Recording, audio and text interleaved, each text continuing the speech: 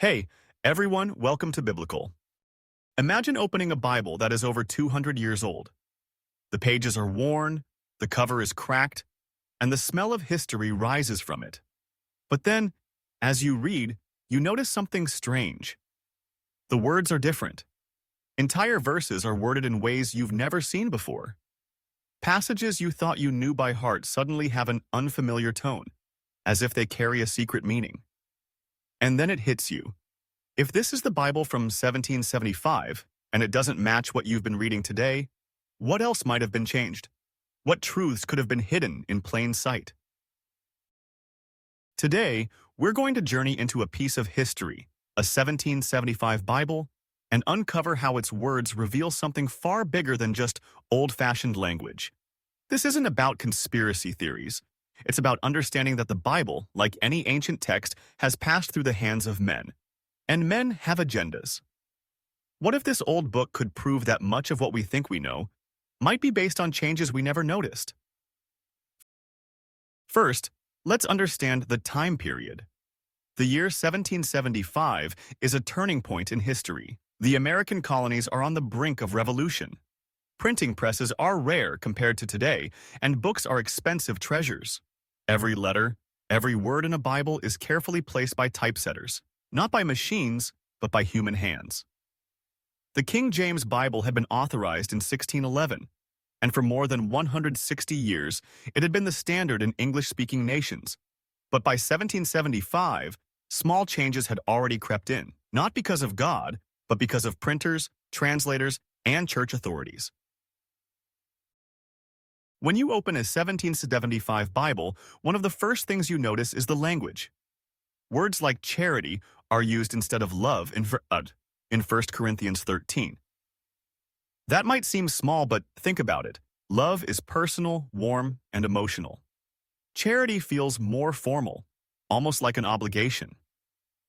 Which word you use changes the way you understand God's command.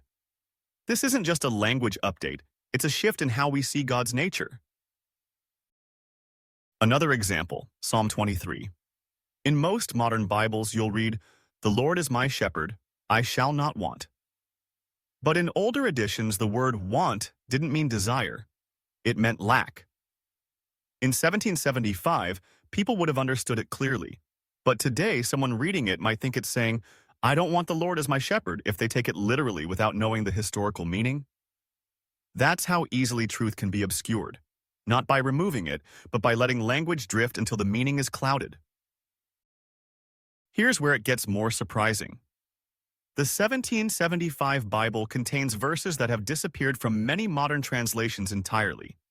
For instance, Matthew 17:21, "Howbeit this kind goeth not out but by prayer and fasting." In the King James and older editions, this verse is there, reminding believers that spiritual battles require both prayer and fasting. But in many modern Bibles, it's gone or placed in a footnote. Why? Translators claim it's missing from the earliest manuscripts. But that raises the question, why did generations of Christians live by it, only for it to be quietly removed later? If fasting was part of Jesus' instructions for spiritual warfare, removing it changes how we fight the battles of life.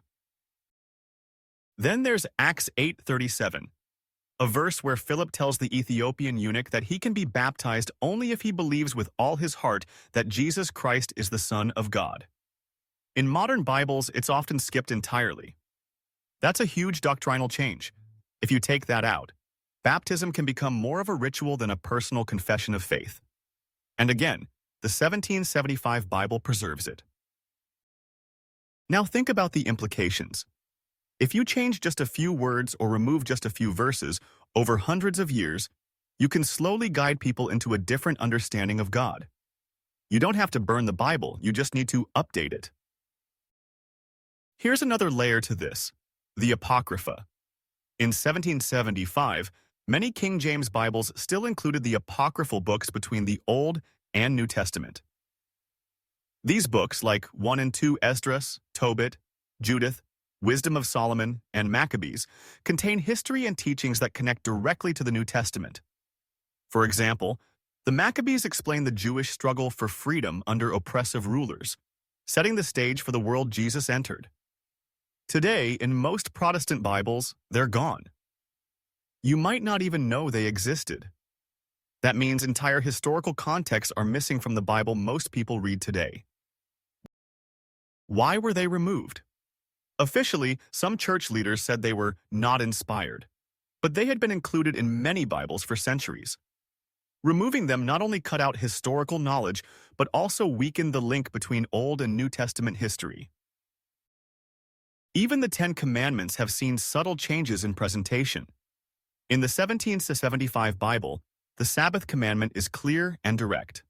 Remember the Sabbath day to keep it holy. Over time, many Christian traditions moved that rest day from the seventh day to the first day of the week. The text didn't change, but how it was taught did. That's an example of how interpretation can be more powerful than outright alteration. And let's talk about the word hell.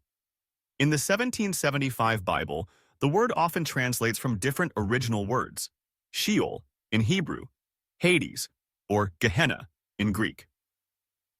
Each has a specific meaning. Sheol means the grave. Hades is the place of the dead. Gehenna refers to a burning trash heap outside Jerusalem. But in most modern Bibles, all these are simply called hell. That changes the meaning drastically. When Jesus says, "Fear him who can destroy both soul and body in Gehenna," it's about judgment.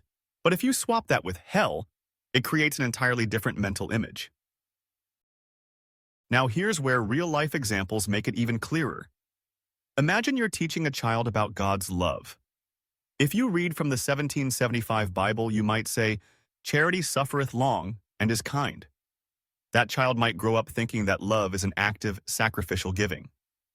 But if you read, "Love is patient and kind," it sounds softer, more about feeling than action. Neither is wrong, but they shape two very different believers. Or take fasting. If you remove "and fasting" from Matthew 17:21, generations of Christians might never learn that fasting is a spiritual weapon. And if fewer people fast, fewer experience that deeper spiritual connection with God. That's not just theory. You can see it in many churches today, where fasting is barely mentioned. It's not about saying modern Bibles are bad. They can still bring people to Christ, but the 1775 Bible stands as a witness, a frozen moment in history, showing us that even the smallest edits over time can ripple into big changes in understanding. We also can't ignore that in 1775, the Bible was the central authority in most homes. People didn't have Netflix, smartphones, or social media. The Bible shaped their worldview, so every change to it mattered. Today, we're so surrounded by information that we don't notice when one translation quietly removes a verse or changes a word. And here's something sobering. Jesus himself warned about this. In Matthew 5:18, he said, "Till heaven and earth pass, one jot or one tittle shall in no wise pass from the law, till all be fulfilled." A jot and a tittle are the smallest marks in Hebrew writing. Jesus was saying that every tiny detail matters. If God values every detail, shouldn't we? When you hold a 1775 Bible in your hands, you're not just holding an old book. You're holding a snapshot of faith before modern revisions, before marketing teams chose which translation would sell best, before committees decided which verses to keep or remove. You're holding a testimony that reminds us, truth can survive centuries, but it can also be chipped away, one letter at a time. So what does this mean for us today? It means we must be careful students of God's Word. Compare translations. Look into the original languages. Don't just trust that the version in your hands says exactly what it always said. And most importantly, live out the truth you find, no matter how uncomfortable it might be.